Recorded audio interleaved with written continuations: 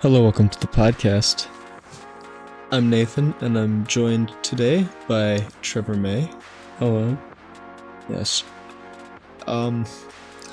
This being the first episode of the podcast, and possibly the only episode, we have a list of things that we'd like to share and discuss. We had the great idea to talk about conspiracy theories.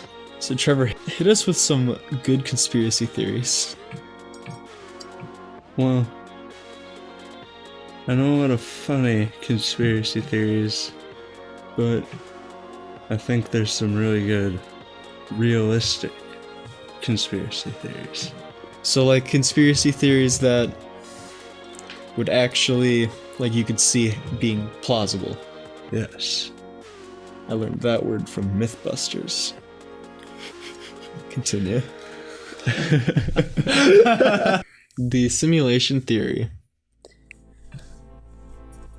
If I'm remembering correctly from when I looked it up long ago, it was like theoretically if we can simulate, like get to a point that we can simulate like reality, like what we think to be reality, Yeah.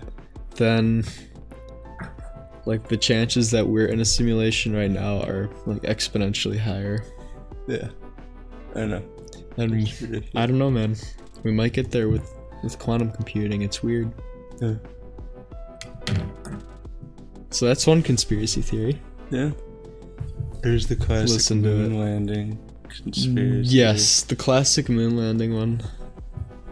I don't know. I believe we did it.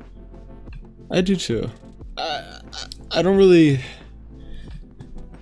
like. I can see where people could think it was faked, Yeah. but I don't know, man. That would have just been a lot of money dumped into rockets that would have just gone to waste if they ended up faking it. Yeah. I feel like now with like Elon Musk's company, Oh, yeah. I think they just weren't getting proper funding or something along those lines. Yeah. I haven't actually done I haven't looked into it extensively. I just read an article recently that was talking about how Elon Musk like was showing off their prototype booster rocket. Yeah. And it was how it was designed differently from the traditional booster rockets, Yeah. because it burned the rocket fuel more efficiently. Yeah. It's methane, right? Yeah, I believe the article said it was methane based. Yeah. I'm not sure if it was like only methane, but that is an improvement because methane is highly reactive. Yeah. Here, let's see if we can find more. Yeah. So it was like Squids from space.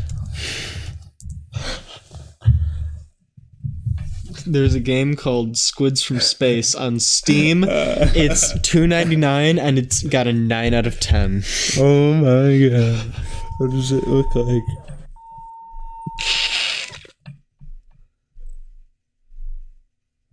Looks like a top-down shooter. It could be Wow. a turn-based. We can talk a little bit about the 808. What is the 808, you may ask?